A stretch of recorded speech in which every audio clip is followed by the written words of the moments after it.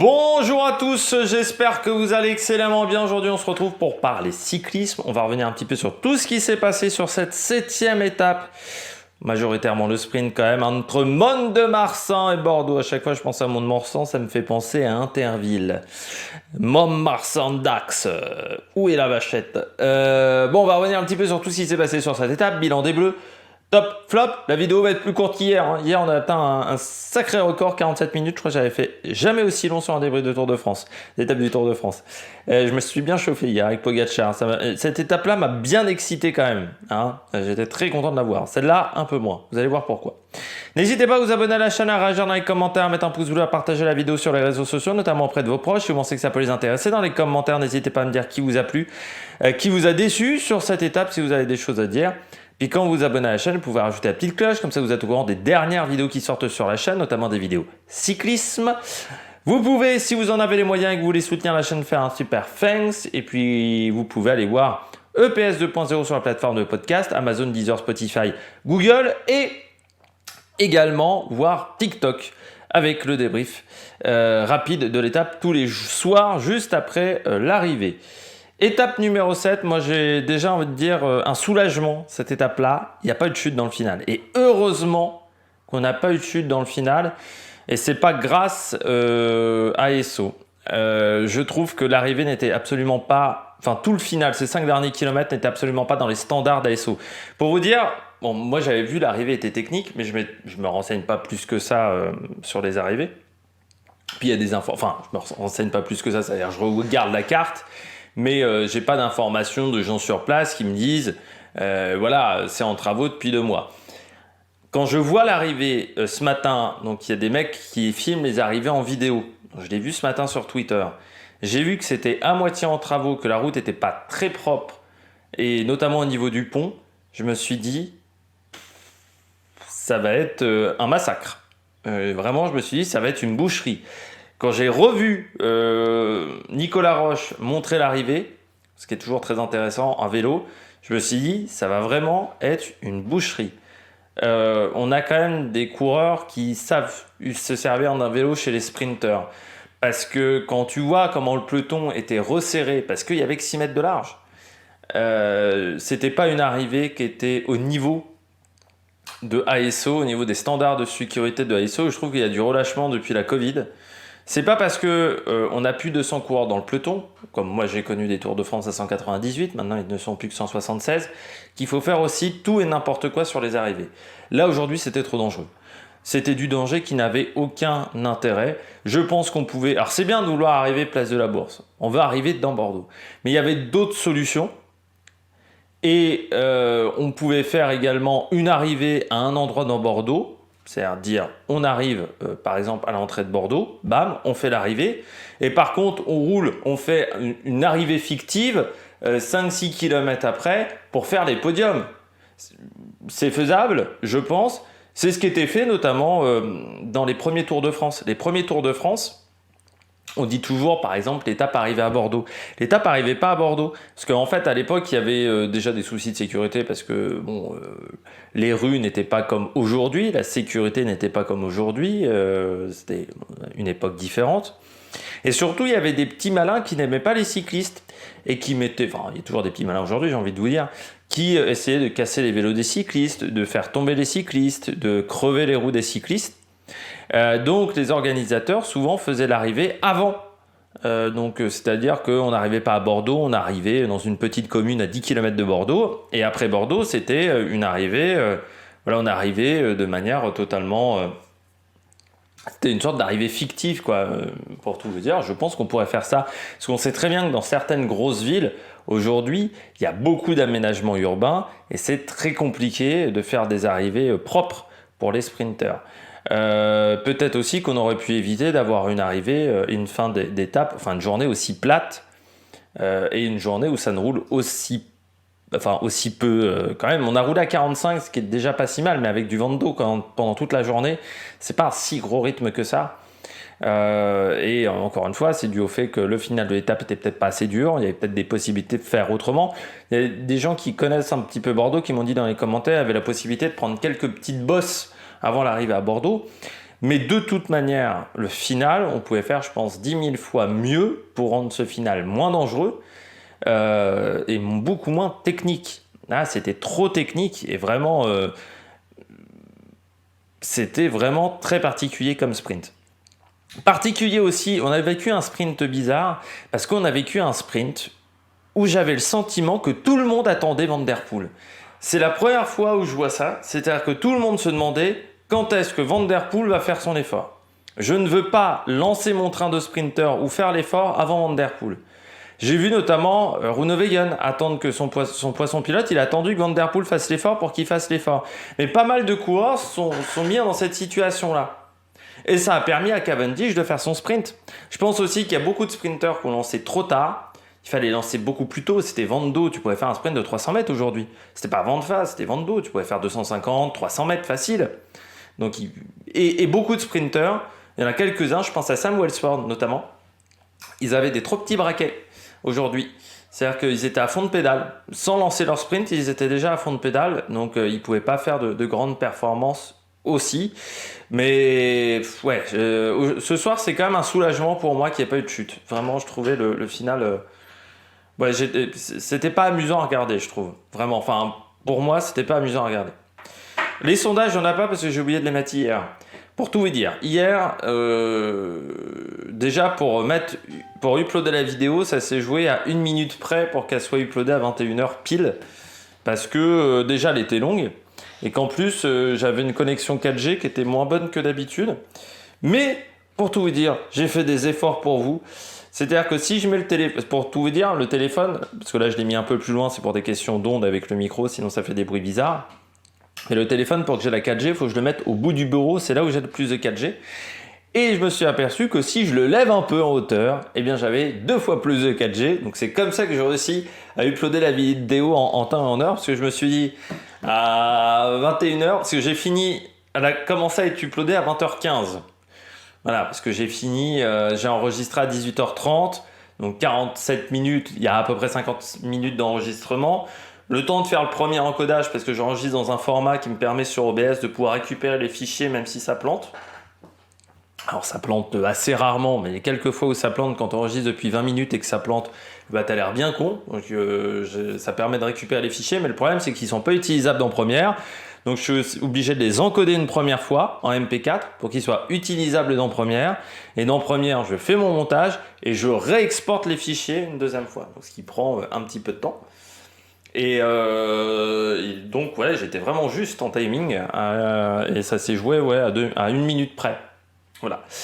Et donc ensuite, je me suis dit tiens, je dois commander pour les soldes. Voilà. Et je me suis dit tiens, je vais commander sur Intersport parce qu'il y avait des t-shirts qui étaient en promo, mais j'avais pas le temps de faire ça. J'ai fait ma commande Intersport, ça m'a pris quand même 45 minutes. En plus, j'avais pas de compte Intersport. Voilà.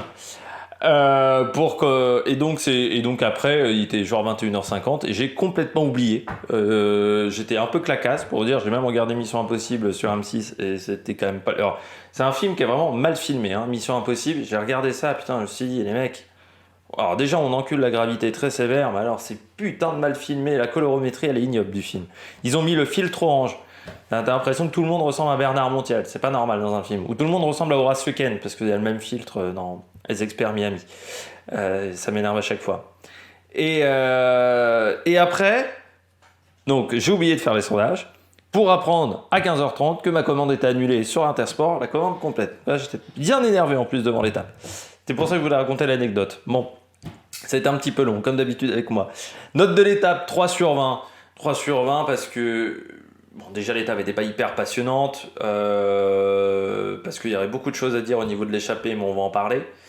Et que moi, alors déjà, j'avais un petit peu la boule au ventre en voyant l'arrivée et tout ce que je vous ai dit avant. Mais quand je vois les coureurs arriver dans des zones comme ça, moi, c'est pas marrant. Parce que je me dis, il va y avoir un gros crash et je me dis qu'il y a des mecs qui vont avoir peut-être leur saison gâchée par ce gros crash et peut-être une saison et demie gâchée par ce gros crash. Donc je peux vous dire que j'étais vraiment pas détendu en regardant l'arrivée, donc j'ai pas pris beaucoup de plaisir sur cette étape. C'est pour ça que je mets 3 sur 20. Puis bon, l'échappée de Peter, c'est la tour. Je trouve ça quand même un peu nul. C'est-à-dire quand il y a un mec qui part en échappée seul devant, de le rejoindre et de tirer un peu la couverture. C'est-à-dire que c'était son moment de gloire à Gugelmi et on lui a piqué un petit peu son moment de gloire, je trouve, avec Peters et Latour. Soit il partait en échappée tôt, mais le temps de vouloir relancer la course, il savait qu'à deux, il n'y avait aucune chance que ça fonctionne. Je trouve qu'ils ont piqué un petit peu de visibilité à Simon Gugelmi. On passe tout de suite au bilan des Bleus. Du côté du bilan des Bleus, je commence avec Simon Gugelmi, avec Arkea. Moi, je trouve ça bien qu'il y ait des coureurs comme ça qui, de toute manière, n'ont quasiment aucune chance de gagner une étape, je dirais, de montagne. Une étape de moyenne montagne. Gugelmi, il n'a pas les qualités suffisantes dans ce domaine-là. C'est bien qu'il y en ait encore deux qui tentent de partir en échappée. De voir encore qu'il y a des baroudeurs et des gens qui veulent animer la course. Et Gugelmi, ça fait 2 fois qu'il le fait. Malgré le fait qu'il n'y a pas de classement index pour les baroudeurs. C'est peut-être pour ça aussi qu'il n'y a personne qui part en échappée. Mais je trouve que c'est louable de la part de Gugelmi parce qu'il n'avait pas grand-chose à gagner aujourd'hui. À part peut-être un peu de notoriété. Et encore, dans 3 jours, on aura oublié ce qu'a fait Simon Gugelmi pour la plupart. Mais voilà, je trouve qu'il a fait ça juste pour animer l'étape, juste pour la beauté du geste, comme disait un petit peu le générique avant France Télévisions. Et je trouve ça beau qu'il y ait encore des mecs qui veulent faire ça, surtout que au départ ils sont 4, mais au bout de 1 km il est déjà plus tout, enfin il se retrouve tout seul, il se retrouve lâché par tout le monde. Il n'a pas lâché son effort, là il s'est dit j'y vais, et puis je vais m'amuser, c'est quand même des efforts et ça fait mal aux jambes. Il a donné aussi le maximum avec Peters et Latour. C'est pas facile mentalement quand tu te fais rattraper par les deux qui sont beaucoup plus frais. Et je trouve qu'il a fait une belle étape. Et c'était une belle journée de la part de Simon Gugelmi. Peut-être qu'il s'est fait un nom aujourd'hui, alors je ne sais pas. Mais au moins, on se souviendra de lui sur le Tour de France. Je dis toujours, vous savez, il y a 176 coureurs sur le Tour de France. Le dimanche matin, tu prends la liste des coureurs.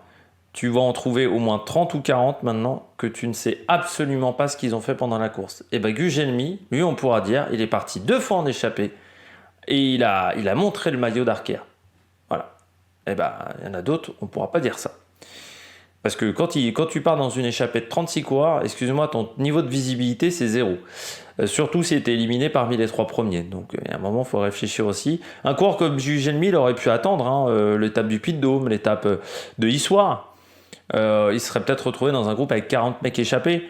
Déjà, il n'avait aucune chance d'aller au bout face à un Van Der Poel. Donc, deuxièmement, on ne l'aurait pas vu parce qu'il aurait été lâché dans les premiers. Là, au moins, on l'a vu. Il a fait le job. Et puis, il faut remercier Arkea aussi d'avoir laissé faire peut-être Gugelmi. Mais c'était pas facile. Ça fait 2 jours quand même où heureusement qu'il y a Arkea pour les échapper. Parce qu'on peut quand même les remercier. Alors, ils marquent peut-être pas beaucoup de points au niveau UCI, mais au moins, ils essayent d'animer la course. Et puis, ça leur permet quand même d'avoir c'est pas incompatible avec le fait d'avoir un sprinter qui fasse un bon résultat. Luca Mozzato, 4e aujourd'hui, l'Italien. Mathis Louvel fait également 12, donc ils en ont 2 dans le top 15. C'est quelques points quand même d'engranger. Et Luca Mozzato, belle fin de sprint, parce que comme Cavendish, il est un peu enfermé. C'est-à-dire qu'on voit à 500 mètres, il voit qu'il n'aura pas l'ouverture. Voilà, il n'aura pas l'ouverture sur la gauche, donc il se décide, je vais passer par la droite. Ça a bien marché parce qu'il finit très fort son sprint comme Cavendish et il remonte comme Cavendish. Donc vraiment un beau sprint de Luca Mozzato qui est un bon coureur. C'était peut-être l'une des plus belles recrues qu'avait eu Jérôme Pinault. Peut-être l'une des rares fois où il a eu le nez creux, Jérôme Pinault, pour la recrue d'un coureur. Et Mozzato, c'est un bon coureur qui passe Alors, il passe les bosses, Mozzato, mais j'ai l'impression qu'il est quand même meilleur sur les journées comme ça, très calmes. Sur les journées où il ne se passe pas grand-chose. Je trouve que les fois où il a fait les meilleurs sprints sur le Tour de France, c'est sur des étapes où il ne se passait pas grand-chose. Donc, ça à réfléchir du côté de Mozzato. Mais il finit très bien, comme Cavendish. Plus ou moins, Brian Cocard, il fait 8e de l'étape. Alors, je peux vous dire peu d'informations sur Brian Cocard, parce que le dernier kilomètre n'était pas filmé, il était tellement loin qu'il n'était pas dans le champ de la caméra hélico, puis que la caméra hélico au début du dernier kilomètre elle est super haute, Mais il y avait que Alexis Renard et qu'en plus c'est pas le type de sprint qui lui convienne. C'est-à-dire que là on est un sprint vente d'eau, c'est des sprints où il faut emmener des gros braquets où c'est la puissance qui joue. Coquard avec ses 60 kilos tout mouillés, la puissance c'est pas celle de Guermey, c'est pas celle de Cavendish, c'est pas celle de ces mecs-là. Il est un ton en dessous. Mais ça montre quand même qu'il finit 8ème, il finit devant Pepe Ederson, donc il a eu des petits soucis pour lancer son sprint. Mais je trouve quand même qu'il finit 8ème, il finit top 10. Ça, c'est quand même très intéressant pour demain, parce que demain, le sprint va vraiment beaucoup plus lui convenir. Ça va être du faux plat montant, légèrement vent de face, donc ça sera un sprint beaucoup plus intéressant pour Brian Coquard. Vous aurez la présentation demain 7h de l'étape. C'est un sprint qui peut être beaucoup plus intéressant avec une fin d'étape un peu plus nerveuse. En flop, la Total Energy. La Total Energy pour plusieurs raisons. Stratégie incompréhensible parce que donc Burgodo, alors il y a deux choses. Burgodo, il décide de partir en échappée avec Gugelmi. Bon, c'était pas un si mauvais choix que ça parce que Burgodo, déjà cette année, il fait pas une grande année, Mathieu Burgodo. Et deuxièmement, de toute manière, même quand il était au top, face à des grands punchers, il est quand même un peu limité. Face à un Van Der Poel, face à un Van Aert, il peut pas aller jouer sur ce terrain-là. Il n'est pas aussi rapide qu'au sprint, donc forcément pour aller chercher une étape, ça peut être compliqué. En plus, pour moi, il ne sert pas au train de Peter Sagan, donc il pouvait partir en échappée, ça posait aucun souci. Bon, l'équipe décide qu'il n'a pas le droit de partir en échappée. Alors là, après, Burgodo, il pouvait dire fuck à l'équipe aussi. Hein. Il pouvait dire les mecs, je tente quand même de partir en échappée, voilà, j'écoute pas les consignes. Parce que je pense que Burgodo le savait dès le matin que les consignes, c'était tout le monde autour de Sagan. Ça avait l'air d'être cette consigne-là. Et que lui, il n'avait pas les coups des franches aujourd'hui. Donc, il décide de partir quand même, d'attaquer. Et au bout d'un kilomètre, il décide, oui, mais on m'a dit non, alors je repars en arrière. Dans ce cas-là, il ne fallait pas attaquer, bon coco. Soit tu décides à 100% de dire fuck à ton équipe, et dans ce cas-là, tu attaques. Et ensuite, t'en subis un petit peu les conséquences, mais si tu prends le maillot, si tu prends les points au niveau du sprint et le maillot de plus combatif, ton équipe peut être un petit peu contente quand même au niveau de la prime d'équipe.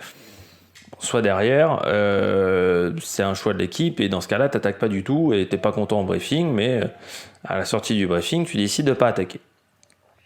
Donc dans ce cas-là, on nous dit, bon, c'est pour protéger Peter Sagan. Alors vu les résultats de Peter Sagan, aujourd'hui il fait 13 ou 14, Peter Sagan, je pense qu'on pourrait le laisser que 2 équipiers, surtout qu'il se débrouille seul dans le final. Donc je vois pas pourquoi Gugelmi ça gênait pour qu'il parte en échappée. Mais bon. Pourquoi ça gênait Burgodo, qu'il parte en échappée. Mais c'est surtout qu'ensuite c'est incompréhensible, parce que Pierre Latour, lui, il est parti en échappée. Alors je sais pas si c'était parmi les consignes d'équipe, mais s'il y avait bien un mec qu'il fallait réfréner aujourd'hui, parce que Pierre Latour, il peut s'imposer sur une étape de moyenne montagne, c'était bien Pierre Latour qu'il fallait réfréner du côté des managers. Donc il fallait vraiment lui dire non, tu n'attaques pas, tu ne fais pas ça, Pierre, parce que tu as d'autres étapes qui peuvent beaucoup plus te convenir. Donc d'un côté, on interdit à Burgodo, et de l'autre côté, on laisse faire Latour pour au final faire un résultat au sprint que vraiment pas bon de la part de Sagan, sans vraiment l'aider dans le final. Du côté de la Total Energy, je pense qu'on a raté une belle occasion de faire un échappée un petit peu commercial. Surtout que c'est pas comme si la Total Energy, on les avait vraiment vus à la fête depuis le début de ce Tour de France. Dans les échappées, ils ont rarement tenu très longtemps. Voire, ils ont parfois raté des échappées. Donc, ouais. Et puis, c'est pas comme si Peter Sagan, il avait fait des grands sprints. Mais bon. Ça, c'est peut-être l'omelette pâte... je l'ai vu il bouffe donc une omelette. Les nourritures de cyclistes, c'est quand même particulier. Hein. Omelette avec les pâtes, c'est les farfales. Ouais, celles qui sont en forme de papillon. Et je sais plus c'était quoi, du jambon ou un truc comme ça. Particulier quand même au petit-déj. Hein. Petit-déj de cycliste, moi j'aime bien les pains au chocolat. Hein. C'est pas mal. Quand je regarde à chaque fois les petits-déj de cyclistes, grâce à Arkea, vous avez Arkea aussi qui diffuse ça, et vous avez Total, les reportages de la Total Energy qui sont bien faits. C'est toujours intéressant de voir ce que bouffent les cyclistes, parce que c'est vraiment les coulisses, c'est vraiment quelque chose. On passe aux coureurs au top. Attaque de Marlou. Du côté des coureurs au top, je commence avec Philipsen. Vainqueur aujourd'hui, 3 victoires en 3 sprints, c'est quand même pas. Voilà, c'est quand même quelque chose, quoi. C'est-à-dire c'est pas facile de réussir cette performance-là. Il faut vraiment être performant, il faut vraiment être doué. Et puis Philipsen, quand même très costaud, très performant, vraiment solide, Philipsen. Surtout que là, c'était pas un sprint évident. Et on s'aperçoit que depuis le début de ce Tour de France, c'est peut-être le sprinter qui arrive le plus à s'en sortir. Il a réussi à faire 3 sprints assez différents quand même. Un sprint où vraiment c'est super bien emmené par Van den Poel. Et là aujourd'hui, Van der Poel il fait presque son effort trop tôt. Et il se retrouve à être un petit peu en perte de vitesse, Van der Poel. Ce qui fait que Philipsen, quand il sort, il est obligé de remettre de la vitesse. Il n'a pas paniqué quand Cavendish lui passe devant. Il a vraiment fait sa course, donc c'est solide. Ça montre aussi un coureur qui est en confiance. Je rappelle toujours, un sprinter, c'est comme un attaquant au foot. Donc c'est de la confiance, ça compte énormément. Et c'est vrai que Philipsen, je trouve qu'il a fait vraiment un très bon sprint aujourd'hui. C'était vraiment bien, voilà, le sprint de Philipsen. C'est-à-dire que le sprint au niveau physique, c'était bien. Par contre, j'aurais quand même un petit truc à redire sur le sprint de Philipsen. C'est que je trouve qu'il est à la limite de gêner Guilhermet. Vraiment, il est à la limite. C'est-à-dire qu'on voit que Guilhermet, il se décale un peu, mais s'il se décale pas, Guilhermet, je suis pas sûr qu'il n'y ait pas quand même une petite collision entre les deux. Donc c'était à la limite pour Philipsen, donc il faudra faire attention sur les autres sprints. Mais après, bon, il était le plus fort. Il était le plus fort aujourd'hui parce que c'était pas un sprint évident, c'était pas un sprint simple et Cavendish a été très filou. Mais Philipsen a été vraiment dessus et Van der Poel, il est quand même très bon poisson pilote. C'est vrai que c'est Cyril Guimard qui a dit ça. Il est presque meilleur équipier que leader, on a l'impression, Van der Poel. Après, on le dit toujours, mais leader, c'est aussi beaucoup de pression sur les épaules. C'est pas toujours facile à gérer, la pression. Il y a des coureurs qui le gèrent très bien. Je pense à Pogacar. Il y a des coureurs qui ne supportent pas ça. Je pense Thibaut Pinot avait un petit peu du mal quand même avec la pression. À une époque et peut-être que Van der Poel préfère ce rôle un peu d'équipier, un peu d'électron libre qui est peut-être plus facile à gérer que le rôle de leader. On verra. Issoire, ça peut être une belle étape pour Van der Poel, l'étape de Belleville en Beaujolais aussi. Le Markstein, j'ai peur que ça soit un peu dur. Après, dans les Vosges, on a déjà vu Heinrich Hausler s'imposer. Tout dépendra de qui aura encore de l'énergie pour partir en échappée sur cette étape-là, en passant. Cavendish, ça m'a rappelé le Cavendish de 2010 sur les Champs-Élysées. Ça m'a rappelé le Cavendish qui sort presque de nulle part, d'un coup sur le côté droit de la route, avec sa position très baissée, couché sur son vélo, qui fait taillot et qui surprend tout le monde. Et quand j'ai vu son sprint là ici à Bordeaux, je me suis dit, putain, c'est les Champs-Élysées, il est capable de le faire ce con. J'ai crié devant ma télé pour tout vous dire, et puis ça ne l'a pas fait. J'ai crié parce que Mark Cavendish, c'est un mec qui... c'est une belle histoire quand même dans le cyclisme Cavendish. C'est le mec qui dominait, qui était quand même arrogant quand il était chez Columbia et HTC. C'était quand même un mec qui était assez arrogant. Et puis, qui a connu quand même pas mal de pépins dans sa carrière, parfois dû à des erreurs de sa part. Je pense sur le Tour de France 2014, quand il tombe sur la première étape, c'est dû complètement à une erreur de sa part. Et puis, des fois, c'était pas vraiment de sa faute et il a enchaîné les pépins, des problèmes physiques, de la maladie également. Moi, je me rappelle encore de cette image quand il est chez Bahrain McLaren en 2020 et qu'il est, je sais plus c'est quelle course en Belgique, parce que vu que la saison était décalée, je sais plus si c'est pas Gand, où il est en pleurs sur son vélo parce qu'il est lâché à 80 bornes de l'arrivée, qui sait que c'est peut-être sa dernière course de cyclisme. Et le fait qu'il ait réussi à rebondir sur ce fameux Tour de France 2021, où il fait un Tour de France vraiment de dingue. Moi, je me souviens de sa première victoire sur le Tour de France 2021, où je suis comme ça devant ma télé. Et tu vois, je vois l'image, et je me dis, putain, c'est vraiment happy end, quoi, presque. Et qu'il arrive à repartir au combat chez Astana, alors que le début de saison est vraiment pas top. et qui fait quand même sur les grands tours un Tour d'Italie qui est quand même très difficile, mais il arrive à s'imposer sur la dernière étape. Et là, il est sur le Tour de France, vraiment pas mal en confiance et je trouve bien en jambes.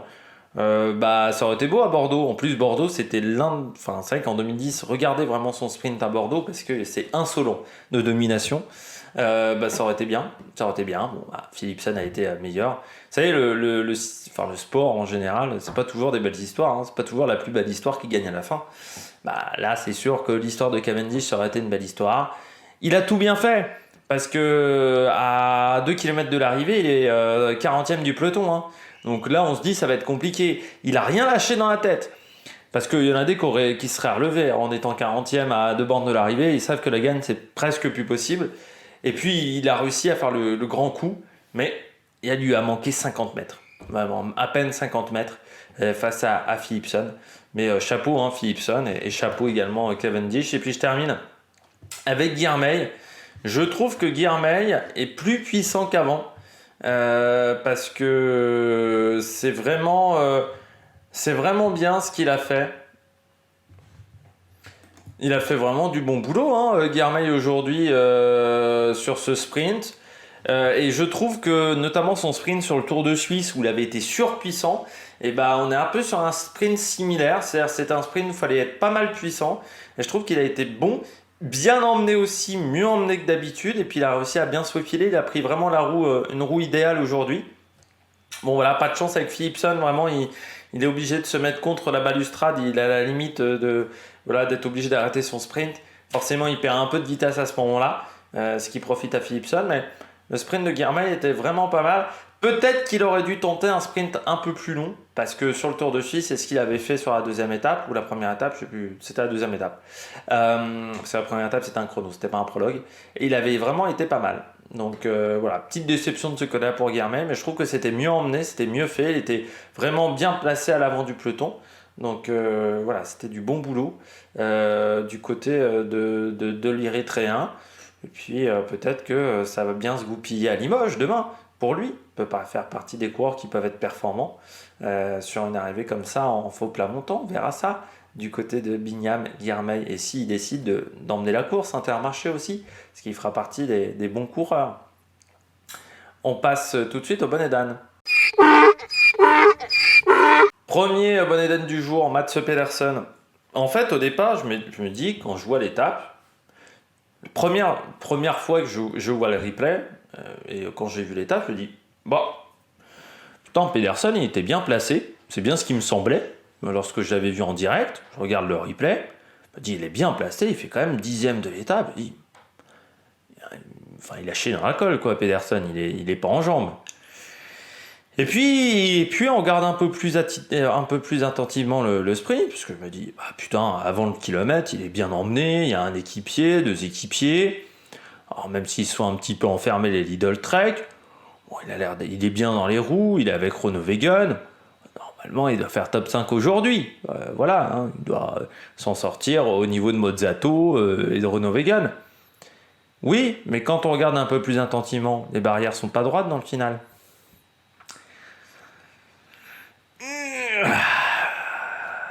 Il n'y a rien qui va dans ce final. Arrivé arrondi, comme ça, en courbe, forcément. Et là, je pense que même la barrière est mal placée, parce que c'est vraiment la dernière barrière, ensuite c'est le trop tard. Donc ensuite, ils ont enlevé les barrières. Donc, je pense que c'était peut-être encore plus mal placé à ce moment-là. Mais les barrières étaient pas... c'était dangereux, la situation où se trouvaient les barrières. Et il peut pas mettre sa roue. S'il déclenche la pédale, il tombe. Il emmène 20 coureurs derrière lui. Donc il a décidé d'attendre. Forcément, ça lui coûte cher. Ça lui coûte une 10e place. Ça lui coûte cher aussi pour le maillot vert parce que il a maintenant pas mal de retard. Il y a pas mal de retard sur Philipsen. Ça, c'est le cas un petit peu de tout le monde. Parce que tout le monde est quasiment à 100 points de Philipsen, à part Cavendish. À part Coquard, pardon. Mais quand tu regardes, Van Aert est devant lui.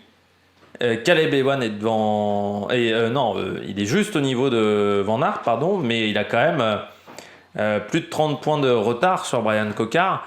Donc ça, c'est un petit peu problématique pour le coureur de la Cofidis. Pour le coureur de la Lidl Trek, je vais y arriver. Et du côté de Pedersen, encore une fois, les barrières qui sont mal placées sur le bord de la piste. ça a des conséquences pour les coureurs, pour lancer leur sprint. Et ce qui fait qu'on a des trajectoires qui sont pas nettes aussi. C'est parce qu'on est sur une arrivée qui est en courbe. Je pense que voilà, il y avait peut-être d'autres endroits dans Bordeaux où on pouvait faire une arrivée du Tour de France. Encore une fois, ça c'est les décisions de ASO, les décisions de Christian Prudhomme. Bon, un jour il y aura peut-être une catastrophe et après il ne faudra pas se plaindre de la part des équipes qui ne soutiennent, je pense, pas suffisamment les coureurs. Parce que je le dis toujours, hein, mais pour un directeur d'équipe, s'il y a un mec qui se fait une clavicule ou qui se fait une fracture de la hanche aujourd'hui, fracture de la hanche, allez, c'est au moins 3-4 mois où tu n'es pas au top, 3-4 mois où tu payes un coureur qui ne peut pas reprendre. Aujourd'hui, je vais vous donner un indice, Dario Cataldo, je crois qu'il n'a toujours pas repris, il est tombé sur le Tour de Catalogne, il n'a toujours pas repris 4 mois après, ça fait depuis 4 mois qu'il est payé par Trek par contre. Donc, et qu'il a un salaire, donc c'est une perte pour l'équipe.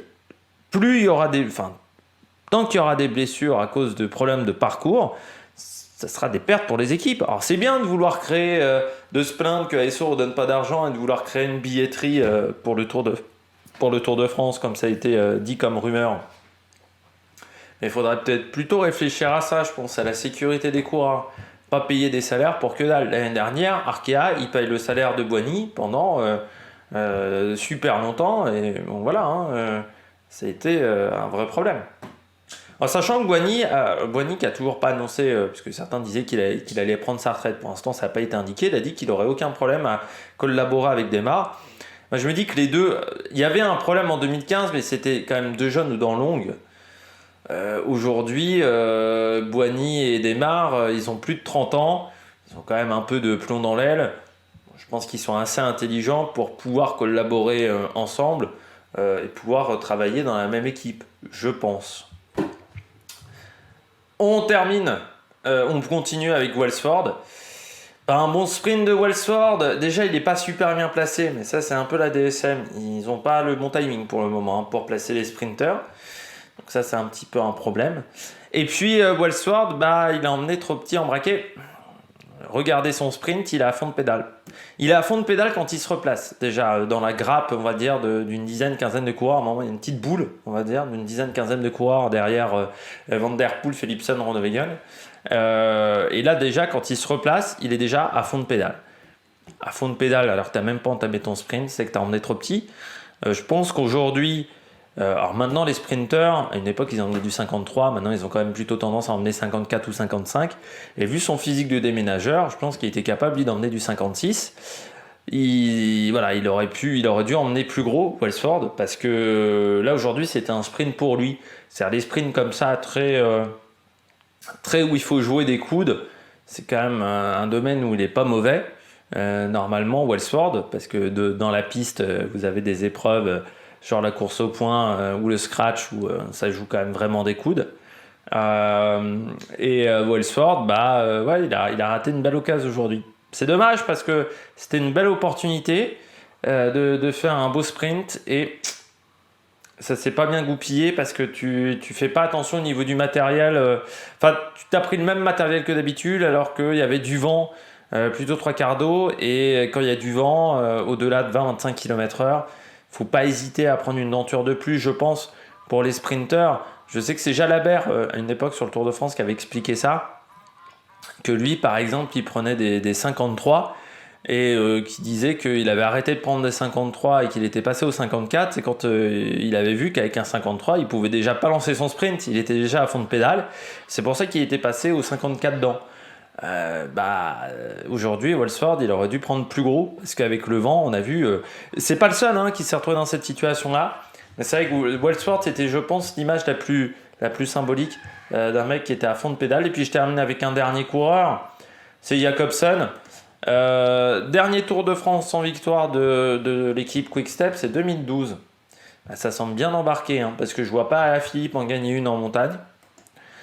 Et que Dries de Venins, je le vois pas non plus gagner une étape de puncher, parce qu'il a plus les cannes de ses 20 ans, Dries de Venins. Et qu'après, Sagan il fait 17 aujourd'hui, j'avais dit qu'il avait fait 13, c'est Welsford qui fait 13, Sagan il fait 17. Et donc Jakobsen fait 15. Bah, Jacobsen, forcément, la chute de Nogaro, elle a eu des conséquences. Parce qu'elle a eu des conséquences sur cette étape-là, peut-être, c'est vrai que physiquement. Sur la récupération, certainement. Parce que vu comment il était brûlé, vous savez, les couvertures, c'est pas agréable. Hein, quand vous avez des dermabrasions sur le corps, c'est pas agréable. Ça colle.